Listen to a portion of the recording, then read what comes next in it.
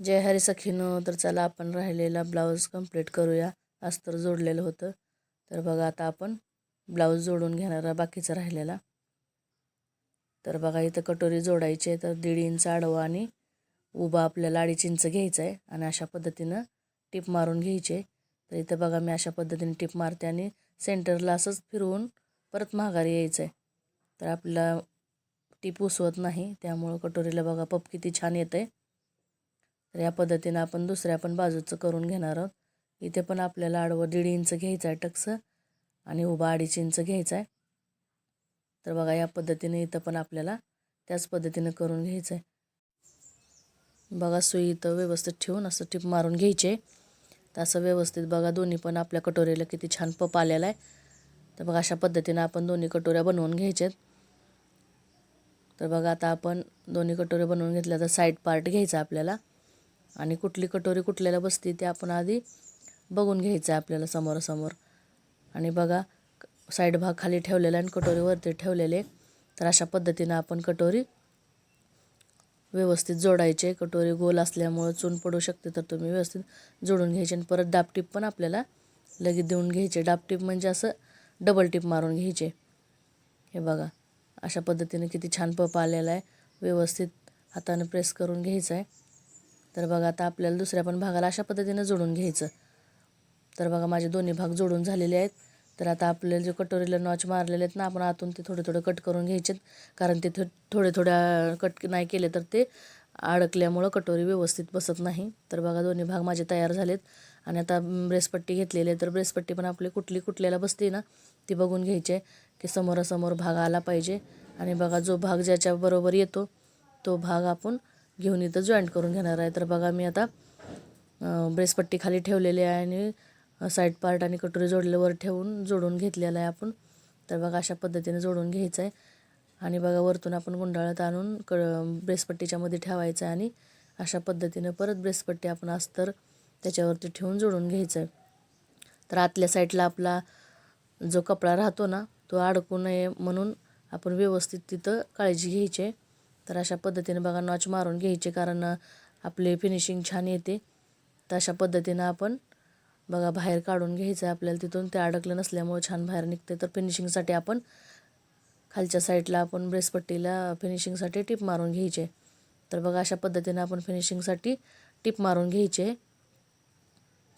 तर बघा आणि राहिलेलं जे आहे ते आपण इथं क्रॉसमध्ये थोडंसं कटिंग करून घ्यायचं आणि पाठीमागं राहिलेलं ते पण कट करून टाकायचं आहे.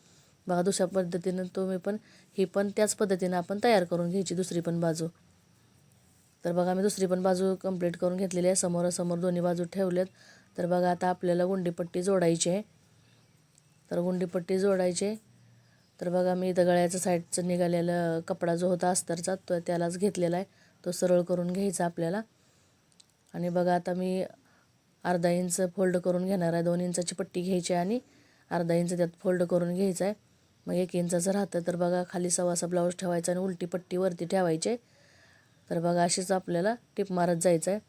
आणि मध्ये एक चून घ्यायची आहे आपल्याला, की ज्या ठिकाणी आपण हुक लावतो ना त्या ठिकाणी आपल्याला तिथं आत जाणारी पट्टी असल्यामुळं हे होत नाही, आपल्या चून पडत नाही, त्यामुळं घ्यायचे ना. 1 इंच आपण खाली ठेवलेलं आहे ते फोल्ड करून व्यवस्थित दुमडून घ्यायचं. आणि बघा इथं आता मी डापटीप पण देणार आहे. तर ते डापटीप आपण देऊन घ्यायचे अशी व्यवस्थित. आणि बघा आतल्या साईडला असं पट्टी फोल्ड करून घ्यायची व्यवस्थित. आतल्या साईडला ही पट्टी घ्यायची अशी फोल्ड करून. तर फिनिशिंगमध्ये आपण व्यवस्थित बघा ती चून आहे ती थोडी पसरली जाते आणि आकार वाढला जातो. तर तिथं व्यवस्थित येतं तिथं. तर बघा अशा पद्धतीनं तयार करून घ्यायचा. राहिलेला कपडा आपल्याला कट करून घ्यायचा गळ्याच्या गोलप्रमाणे. पण दुसऱ्या पण बाजूला आपण तशीच पट्टी बसवणार आहे. हुक आईची पट्टी बसवणार आहे आपण. तर अगोदरच तिला फोल्ड करून घ्यायची 1 इंच आणि पट्टी खाली आणि ब्लाऊज सव्वासा वरती ठेवायचा आहे. आणि तोच आपण त्याच पद्धतीनं जोडत जायचं आहे. अशा पद्धतीनं जोडल्यानंतर बघा वरती जे कपडा राहिला आहे तो पण आपल्याला खाली हे करून कट करून घ्यायचा आहे. तर बघा मी सव्वाशा वरती अशी डबल घडी घालून घ्यायची आहे आपल्याला पट्टीची.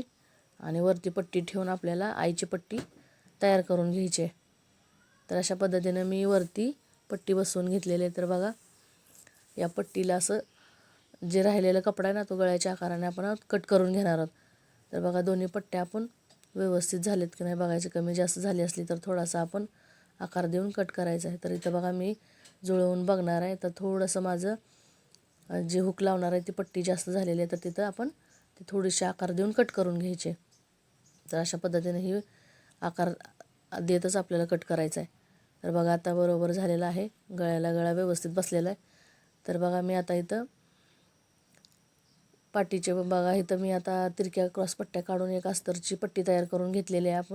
मी अगोदरच्या व्हिडिओमध्ये कशी बनवायची ती दाखवली आहे तुम्हाला. आणि ती पट्टी फोल्ड करून अशा पद्धतीनं तयार करायची. आता आपल्याला मेन कपडा राहिला नसल्यामुळं अस्तरचा कपड्याचीच आपण पट्टी बनवून घेतलेली आहे. त्यामुळं तुम्हाला हातशिलाईची पट्टी कशी बनवायची ही पण मी दाखवणार आहे. तर पट्टीत थोडं थोडं राहिलेला कपडा आपण कट करून घ्यायचा आहे. जो एक्स्ट्राचा कपडा येतो त्याच्यामुळं आपलं फिनिशिंग छान येतं. तर बघा पट्टी पहिल्यांदा फोल्ड करायची अर्धा इंच तरी, आणि नंतर आपल्याला पट्टी त्या गळ्याच्या अनुसार गोल पद्धतीनं बसवून घ्यायचे. मध्ये मध्ये कटोरी साईडला चून द्यायची, कारण ती कटोरी गोल असते म्हणून. तर अशा पद्धतीनं आपण पूर्ण अशी पट्टी जोडून घेणार आहोत. तर बघा लगेचच आपल्याला दुसरा भाग पण तिथंच थोडं अंतर सोडून लावून घ्यायचा, की जेणेकरून आपल्याला हे कट करायला लागत नाही दोरा. तर बघा कटोरीच्या साईडला आल्यानंतर कटोरीचा गोल आकार असल्यामुळे तिथं आपल्याला छोटे छोटे चून घ्यायचेत आपल्याला 2-3. तर आपलं जे फिनिशिंग आहे ते व्यवस्थित येतं. तर अशा पद्धतीनं बघा ही पण मी बाजू जोडून घेतलेली आणि थोडी पट्टी पुढे शिल्लक ठेवून ती फोल्ड करून घेतली. तिकडून येताना ती पट्टी पहिल्यांदा फोल्ड करायची आणि इकडच्या बाजूला नंतर फोल्ड करायची.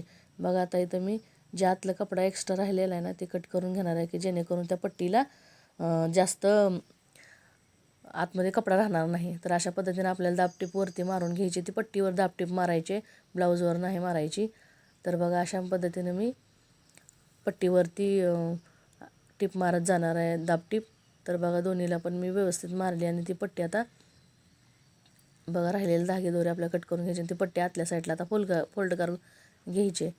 तर अशा पद्धतीनं मी टीप मोठी घ्यायची आपल्याला करून 4 नंबरची टीप करून मारायची, कारण ती पट्टी आपल्याला परत उसवून हात शिलाई करायची तिथं.